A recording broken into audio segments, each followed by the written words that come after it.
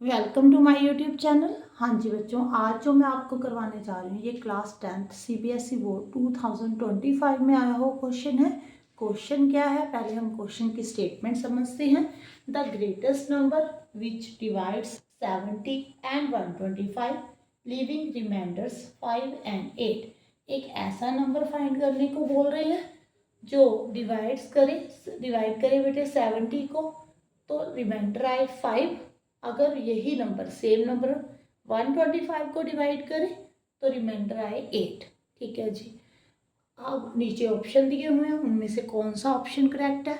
वैसे बेटे ये 1 मार्क्स का क्वेश्चन बनता नहीं है, ज़्यादा मार्क्स का आना चाहिए। ठीक है, बट सीबीएसई ने इस बार जो ये वाला क्वेश्चन डाला हुआ था वो 1 मार्क्स में ही डाला हुआ था। हाँ जी बेटे, इस क्वेश्चन को देखो 1 मार्क्स में अगर आएगा तो मैं उसकी शॉर्ट ट्रिक जो है वो बाद में बताऊंगी। पहले मैं बेसिक कंसेप्ट ये क्वेश्चन को समझाती हूँ कि कैसे करना कैसे है। देखो, ग्रेटेस्ट नंबर आपने फाइंड करना है तो कुछ ना कुछ मान लो बेटे, एक्स मान लो। ठीक है जी।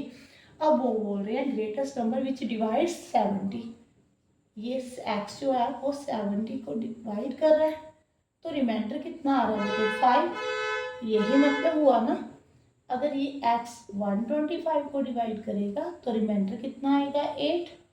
क्लियर है, ऐसे ही बोला हुआ इन्होंने। अब देखो यहाँ पे क्वेश्चन होता है, ये Q1 मान लो, ये Q2 मान लो, ये दोनों सेम तो हो नहीं सकते। ठीक है जी। अब यहाँ पे x के टेबल में 70 कहाँ पे आता है या इससे कम कहाँ पे आता है आपको नहीं मालूम। ठीक है, तो आपने Q1 Q2 मान लेना। अब देखो, आपने 4th 5th क्लास में डिवाइड सीखा होगा, वहाँ पे आपने चेक करना भी सीखा होगा कि आपने अगर डिवाइड को चेक करना है कि हमारा आंसर करेक्ट है तो कैसे करते हैं।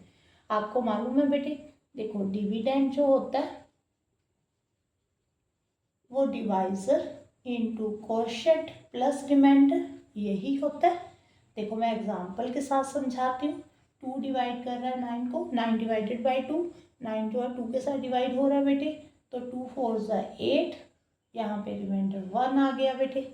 अब डिविडेंड कितना है जो बीच वाला 9, ये कैसे आएगा बेटे, अगर आप इन दोनों को मल्टीप्लाई कर दो, ये डिवाइजर होता है, ये कोशेंट होता है, ये रिमाइंडर होता है। ठीक है जी, 2 इंटू 4 प्लस रिमाइंडर कर दो, 9 बन गया। ठीक है, अब ये वाला कॉन्सेप्ट जो है यहाँ पे आपने यूज़ करना है। 70 कैसे आएगा बेटे, 70 कैसे आएगा, x को Q1 के साथ मल्टीप्लाई प्लस रिमाइंडर, देखो जैसे हमने यहाँ पे किया था। क्लियर।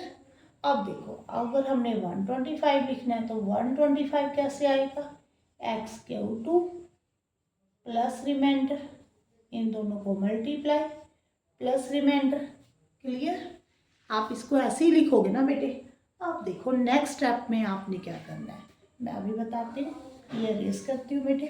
देखो 5 को आप लेफ्ट हैंड साइड पे ले जाओ, 70 माइनस 5 एक्स Q1, यहाँ पे भी 125 माइनस 8 एक्स Q2, यहाँ पे आ जाएगा बेटे 65 एक्स Q1 के इक्वल है जो, यहाँ पे 170 एक्स Q2 के इक्वल है।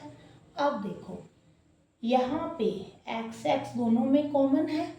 जो चीज़ कॉमन होती है जब आप फैक्टर्स बनाते हो, ये 65 के जो फैक्टर है ना बेटे ऐसे बन रहे हैं, एक्स इंटू Q1, 117 जो है एक्स इंटू Q2, ये जो है बेटे HCF ये कॉमन फैक्टर ही है।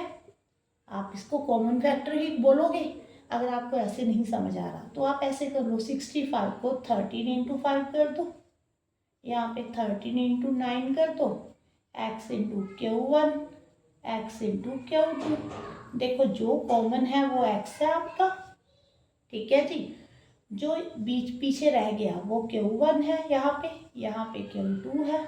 तो जो आपका ग्रेटेस्ट नंबर आपको बोल रहा है, जो फाइंड करने को बोल रहा है, वो क्या आएगा बेटे, HCF आएगा 13, मीन्स x जो है वो 13 के इक्वल है। कौन सा ऑप्शन करेक्ट है, ए वाला। देखो बेटे, अगर तो ये वाला क्वेश्चन ज़्यादा मार्क्स में आए, 3 मार्क्स में आ जाए, 4 मार्क्स में आ जाए, तो आपने एग्जामिनर चेकर को पूरा सॉल्व कर दिखाना है एग्ज़ाम में। ठीक है। अब ये वाला क्वेश्चन 1 मार्क्स में आया था, तो आपने कैसे करना है बेटे, आप ऐसे करोगे 70 माइनस 5 65 आ गया, 125 माइनस 8 117 आ गया। आपने इन दोनों नंबर का एचसीएफ फाइंड कर देना है, ठीक है जी। अगर ये वाला क्वेश्चन 1 मार्क्स में आए तो ऐसे ही करना है। अगर ये वाला क्वेश्चन ज़्यादा मार्क्स में आए, 3 मार्क्स में आ जाए, 2 मार्क्स में आ जाए, 4 मार्क्स में आ जाए, तो आपने पूरा सॉल्व कर दिखाना है बेटे, ठीक है। बट आपको कॉन्सेप्ट का पता होना चाहिए, ये क्यों किया हमने, रीज़न क्या है, ठीक है। बच्चों ने रट्टा लगाया होता है कि 70 माइनस 5 कर दो, रिमाइंडर को कट कर दो, 125 माइनस 8 कर दो, दोनों का एचसीएफ फाइंड कर दो, ठीक है बेटे। बस रीज़न नहीं मालूम होता उनको कि क्यों ऐसा क्यों हुआ है, ठीक है। मैंने इस वीडियो में आपको रीज़न बताने की कोशिश की है कि हमने ऐसा करना क्यों है, कट क्यों करना है, ठीक है जी। अगर वीडियो अच्छी लगे तो वीडियो को लाइक जरूर करना और चैनल को सब्सक्राइब जरूर कर देना। Thank you for watching.